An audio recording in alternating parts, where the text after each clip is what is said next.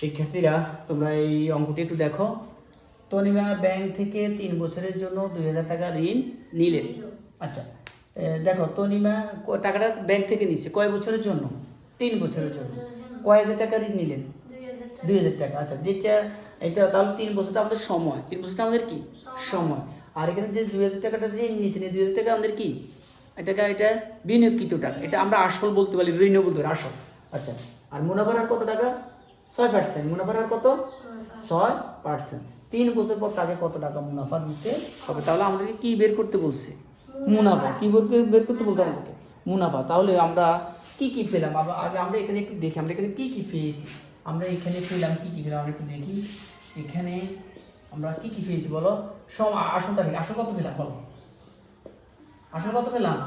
2000 টাকা। আমরা এগুলোকে পৃথক করে লিখি। আর কি পেলাম আমরা? সময় কত পেলাম বলো তো দেখি? 3 বছর। আচ্ছা, সময়টা আমরা লিখলাম 3 বছর। তারপর আমরা কি লিখলাম? মুনাফার হার পেলাম। বার্ষিক মুনাফার হার কত পার্সেন্ট? মুনাফার হার কত পার্সেন্ট? মুনাফার হার 6%। আর কি পেলাম আমরা? তাহলে এটাই তো নাকি? এখন আমাদেরকে কি বের করতে বলছে? মুনাফা। কি বের করতে বলছে? মুনাফা। তাহলে আমরা বার্ষিক মুনাফাটা লিখি আগে। বার্ষিক মুনাফা বা আমরা বার্ষিক মুনাফাটা আমরা যদি সূত্রটা বলো তো দেখি। আসল গুণ হার ভাগ 100। আসল গুণ হার বলতে মুনাফার হার নাকি? বার্ষিক মুনাফার হার। হ্যাঁ, আসল গুণ মুনাফার হার। আর কি লিখছি? ভাগ 100 ভাগ 100। আচ্ছা, তো এবার এবার তো সহজ, আমরা সূত্র দেখে লিখবো, কাজ করবো। আসল কত? 2000। মুনাফার হার কত? 6।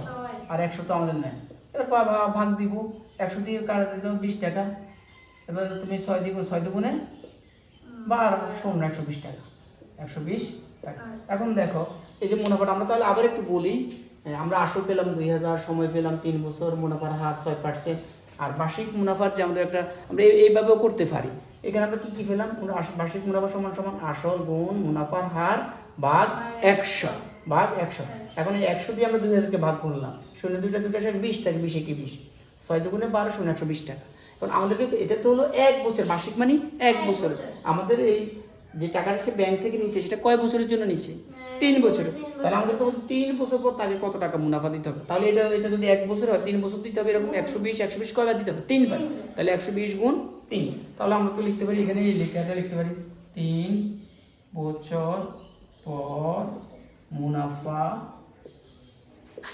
দিতে হবে 120 গুণ 3। তাহলে আমরা এখানে লিখতে পারি 3 0 0 3 2 6 3 একে 3 নাকি? তাহলে কত? 360 টাকা। আর এটাই হলো আমাদের তো শুধুমাত্র মুনাফা আছে নাকি?